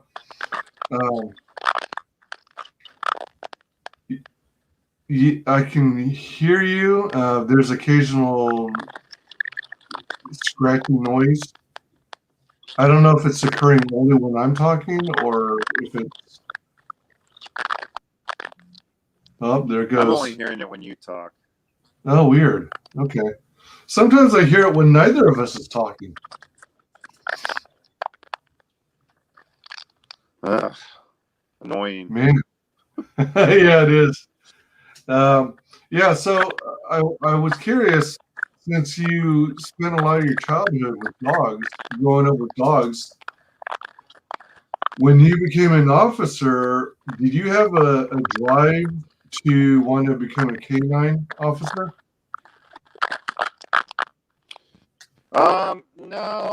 No, because I never wanted to, I didn't want to have to look at the dog as a, you know, as a work tool. Although we just recently got rid of our canine program at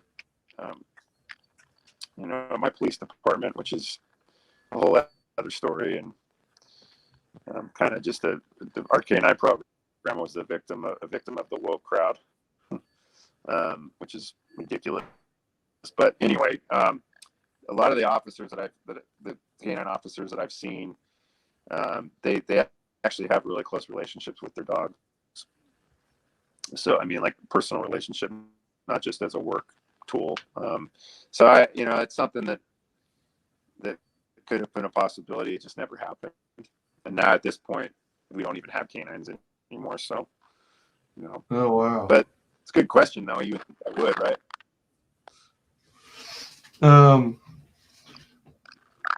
Do you think, or let's see, hopefully this isn't another spoiler, but in your communications with Tyson, I guess you'd call it the spirit world, has Tyson ever expressed an interest in being a canine unit dog? No, he hasn't. Tyson just wants to release the Tyson I know just wants to be loved and and chill out and have a good life. He's not interested in working. If there's too much of this covered in the story later on that I haven't yet read, feel free not to answer this. But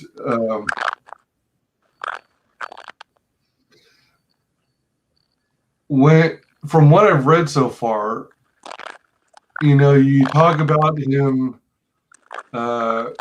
feeling like he has a need to be loved and protected and trusted and cared for. But if I'm not mistaken, he had from what it sounded like, a pretty decent life in his original home, where he was like spoiled. A pretty what life? I'm sorry, it's like really, really. I'm having a hard time understanding you. Yeah. So what kind of so if it's not spoilery, from the part I read, it seemed like Tyson had a need to be loved and have trust in others and feel protected and safe. But if I read right, it seemed like he came from a home that more or less spoiled him and treated him well. No, they did. They did treat him well. He where he lived, they were really good to him. So, but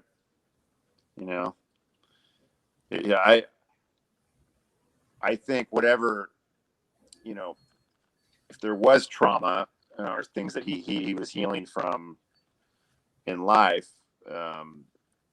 it was from past lives. It wasn't. I don't think it was from the life that he had with the previous owner or with us. I think it was. Yeah. So. Would it? And that's hard to it sounds a little out there, but we all live many lives. So Sonny told me that the one of the communicators, she told me that he had been a dog in another country, where recently, when one of his recent lives where men in particular didn't treat dogs very well, the country where they just kind of run around wild and looking for food type of thing. Okay. So so that's a possibility, but it's hard to say. I just know that he was particularly with men, he was very, very sensitive. Women, he was pretty trusting of, actually. And so I haven't spent a lot of time, really studying things like reincarnation, but is the idea that not only do you acquire a new body in your next life, to try and make right any wrongs you did in the previous life, but also you carry with your soul emotions and trauma and things like that.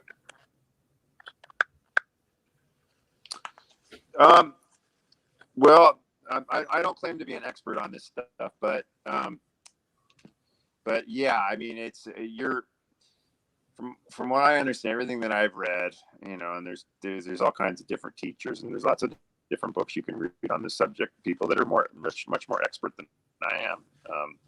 But basically, I mean, we're all, you know, we're spiritual beings having a human experience, right? So every life that we live, we're evolving, and we're trying to learn and become a better spirit, or when I say better, I mean more evolved, more wiser, making a being more capable of contributing to the highest good of the universe, if you will.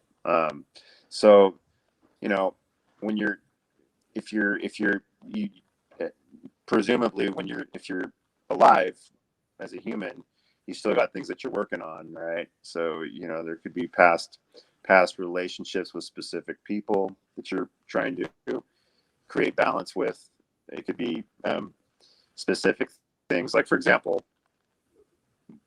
what I've been told by more than one teacher is that I have been what you call a protector in multiple lives.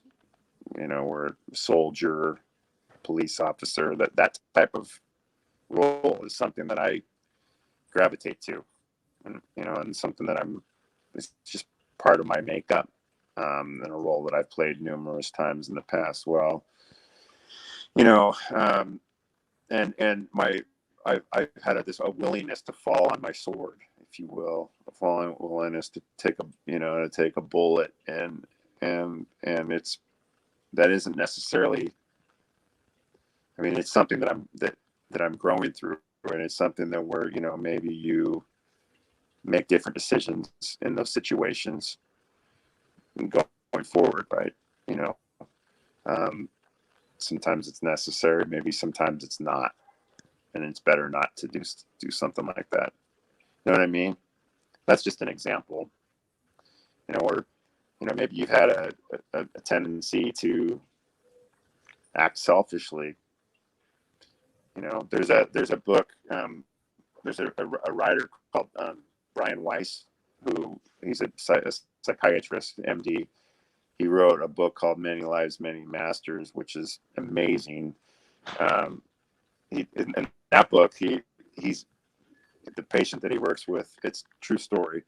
He's trying to help her with her phobias, and he's having trouble getting to the bottom of what's causing her problems. So he decides to hypnotize her, and instead of going to past experiences within her life trying to identify where these phobias might be coming from, she goes to past lives, and so that's if that whets your palate a little bit for that. But in his journey, you know, he's a psychiatrist, but in one of his lives, he was a high priest in some ancient civilization.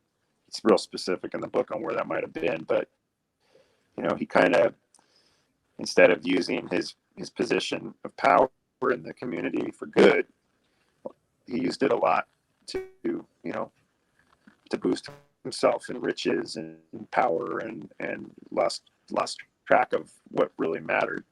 And so, you know, in this life, he's trying to fix that, trying to make better decisions. And it's, you know, you end up in these same situations over and over and over again. Or, you know, perhaps you're somebody who has been cruel to other people. Well, maybe in the next life, you're going to be the person that's the victim. You know, so you can experience what it's like to be on the other side of that. So, I mean, there's no one answer to these things. You know, we're all evolving, we're all learning, and that's the purpose. But one of the things that I've heard over and over again is that, you know, you think in terms of like a lot of mainstream religion, you think in terms of punishment. You know, you act this way, you're going to go to hell and burn in Hades for all eternity, you know, as punishment.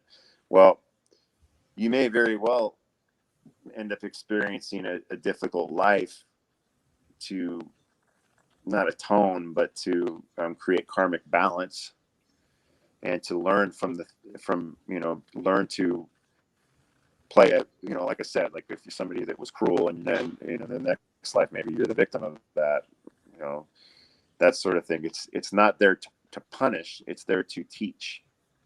So the whole point of it is to progress as a soul, as a spirit, so that you can play an important role, be more conducive to the highest good of the universe, as opposed to being on the opposite side of things.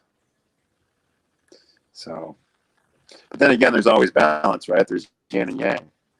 Mm-hmm. So there's no waste, right? I mean, everything has a purpose. Even bad things have purpose. Yeah, so, true. You know, I always wonder, like, you know, like Hitler, for example, was he just a really fucked up soul that did horrible things, or was he here to play a role? I don't know. It's hard to say. All we can do is react to, you know, the only thing we really have control of is how we respond to things, how we allow ourselves to be guided by source for the highest good. It's one of the things I've been struggling with lately. Like, for example, with the police stuff, I hate my job right now. I hate it. When I go out, I have to, you know, I'm walking on eggshells. I get called racist all the time. You know, it's not a fun time to be a cop, and none of the stuff. Well, most of the stuff. I mean, no one's perfect, but most of the time when somebody's nasty to me, it's not because of me. It's because of them.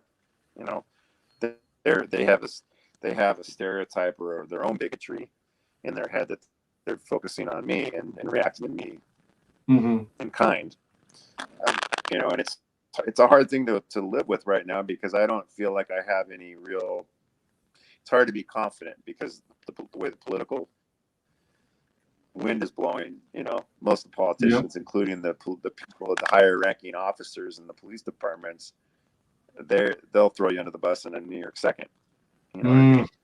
Right, so right. The only thing I can do, what I've been trying to focus on is, you know, act in a way that focus in and connect to source. Let spirit guide me for the highest good as best I can, and let be my guiding compass, as opposed to responding and reacting and letting my perspective and disposition be determined by the way that the world is treating me, or the way the world is flowing. You know, and it's hard. It's really hard. I'm not saying that I'm necessarily succeeding in it every day, because there are days where I'm just totally demoralized by what I see out there, and the way I've been treated that day by a particular person. Just the lack of humanity in that. Just, you know, the thing. It's tough. It's really hard, but, you know, that's my lesson right now. You know, learning to be guided by that, as opposed to, and that's my struggle right now, on a spiritual level. I know that. I mean, I'm very cognizant of it, but it's not easy, man. It's not as easy as just saying, okay, this is this, and therefore I will think it. No, it's something that you have to assimilate and integrate into your being on a spiritual level before it really takes hold. You know, we're all on our walk, and we're all dealing with whatever particular struggle we're dealing with right now. We all have that we're going through, or most of us. And if you're not dealing with that now, you will be. That's part of life. That's part of how we learn and grow, is by evolving. And we only evolve when we're faced with challenges that force us to grow. as simple as that. You know, so probably went off on a little bit of a tangent there, but no, that's good. You were talking. You mentioned about balance and yin and yang. It's kind of like that saying where you don't truly know good unless you know evil. If you have nothing to compare it against, then you don't even know what good is, right?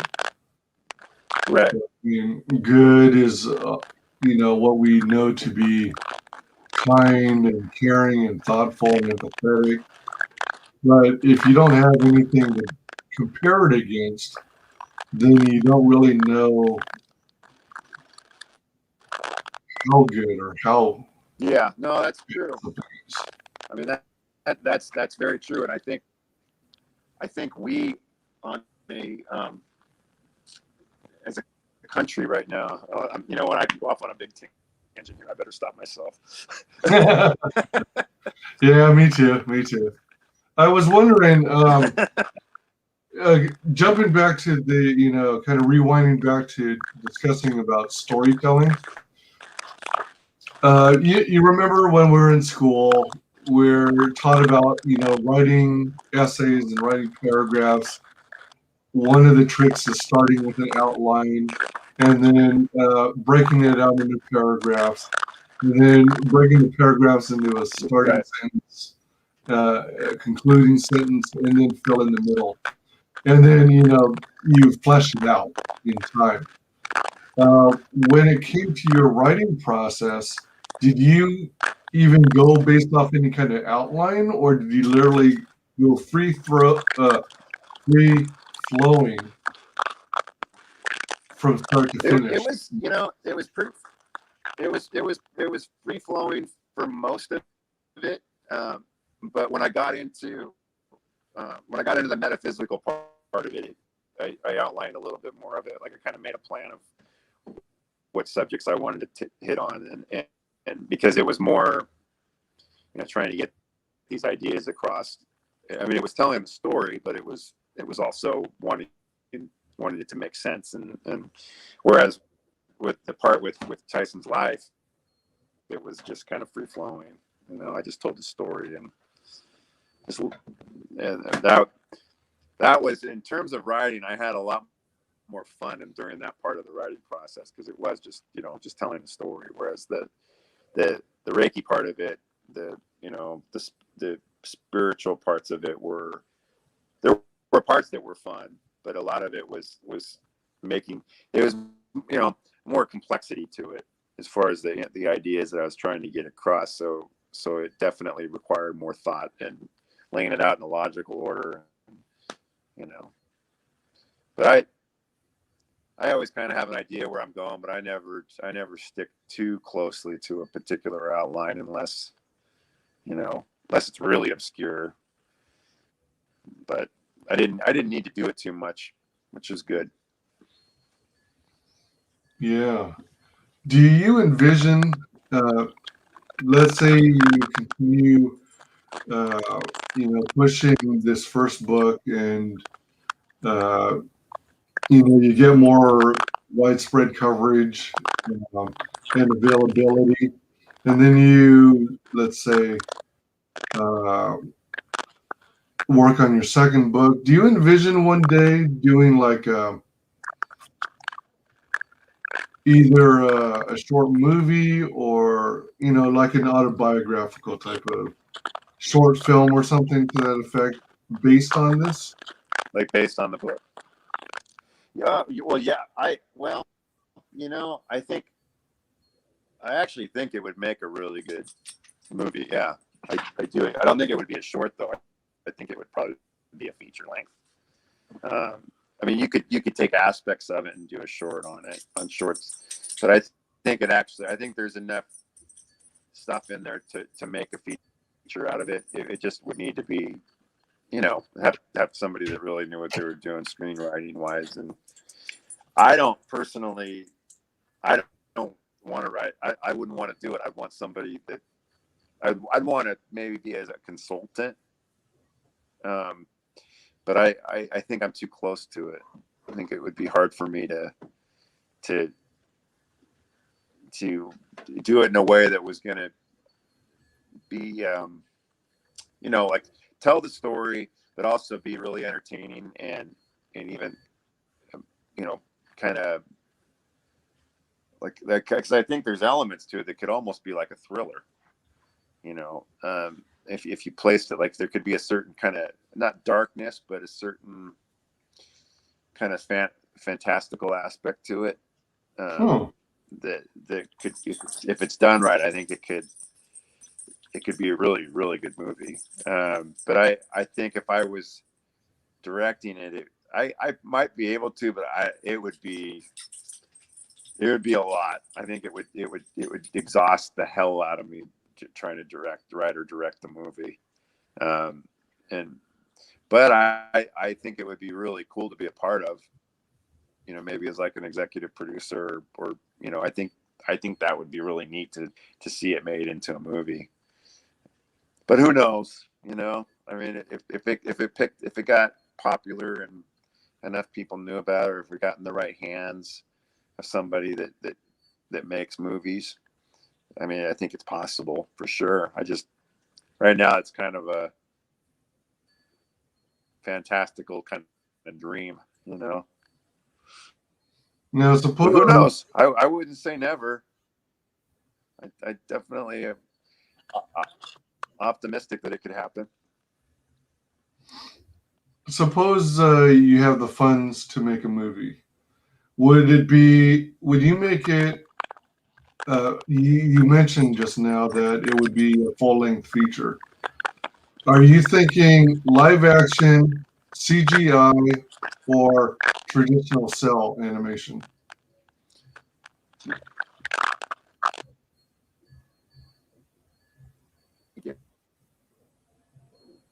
Yeah. I mean, maybe there would be some CGI aspects to it, depending on what was going on. But I think having the right actor in there would be, they could really kind of capture the, and I think watching humans interact with the dog and that sort of thing would make it if you, I don't know if you've seen The Art of Racing in the Rain, but What is it there's called? something very touching about the Art of Racing in the Rain. Oh, I haven't seen that. No. It's a book about a dog. Yeah. Oh, all A right. movie about a dog. There's a book. I read the book years ago, but the movie came out not too long ago. We just watched the movie a week and a half ago, and I had full-size tears coming down at the end of that movie. And it's because watching the interaction between the main character and the dog, and so I think it would be best served as a live action. I guess it could be done as like a you could almost do like a graphic novel version of it or something like that, if you wanted to, but it would have a whole, I think it would just depend on who your audience was, who you're trying to connect with. But I think to reach the majority of people, it would be more of a live action. Because a movie, I mean, it's really kind of a combination between Marley and Me, A Dog's Purpose, and The Art of Racing in the Rain. It's kind of a good combination of all three of those movies, if you were to make it into a movie. Gotcha. So who knows? I think the first step is that it actually get popular. Actually get out there where enough people see it.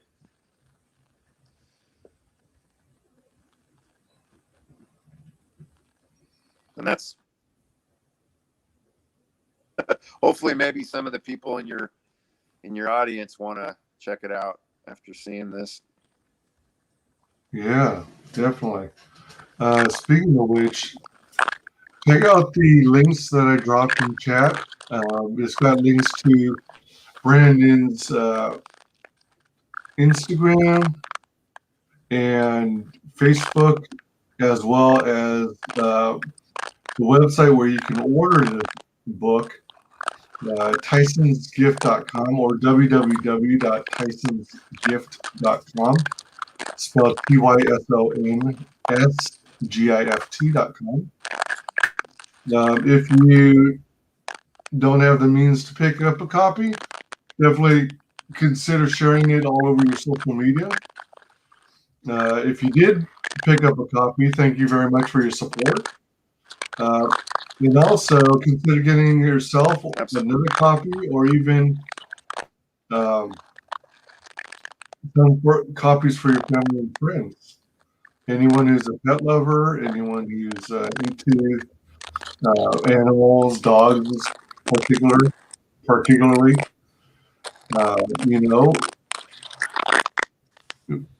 buy multiple copies. Buy one, buy two, buy 3 times a day. And were there by chance any key aspects about your book that you wanted to share with the audience? Anything that we might not have covered that you wanted to spend a little more time on? No, I think, I just want trying to get it across that it's a dog book. It's a story of an interesting dog's life, and then it and the growth spiritually and emotionally that it caused in his people, and in life and in afterlife. That's basically what it is. And I think it touches on some pretty esoteric subject matter that some people will find fascinating, open them up to some new possibilities, but more than anything, I hope the book brings people peace. I hope that it kind of just makes people more cognizant of the idea that we're humans, or we're spiritual beings having a human experience. That there is, if you really take that concept in and really believe it and understand it, and it's amazing what it does in terms of your perspective on life and how you live your life and what's important to you, but I'm not trying to convert anybody to some spiritual way of thinking. It's just I'm just offering up my experiences and sharing them to hopefully benefit other people. It's as simple as that. I mean, some other people they'll experience the book differently than other people. I've had some really remarkable commentaries sent to me from people that have read it already, where it really made a difference to them. And they bought a bunch of copies to give out to their friends, and then they had friends that bought copies, which is, I can't tell you how gratifying that is to hear that it's making that kind of a positive difference to people. But for other people, maybe it's just entertaining. Maybe it's just exposing them to new ideas. Either way, I just hope it does something positive. Awesome. Well, so and again, if they're interested in getting the book, if they the easiest way is to the website. But again, if they're interested in a signed copy and that's what they want, we can definitely figure that out. Just send me an email via the website, and I'll get back to you. Right on. Tim says you got the picture looking good again. Yeah, all of a sudden it just changed. I don't know what happened. We got some technical. The internet sucks.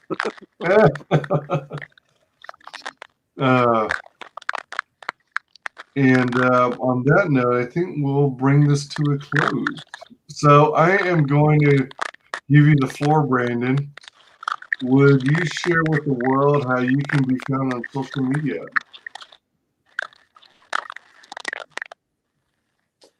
Say that. You're so, it's like listening to you talking to me through snow. If you say that one more time. I'm giving you the floor. So would you share with the world how you can be found on social media?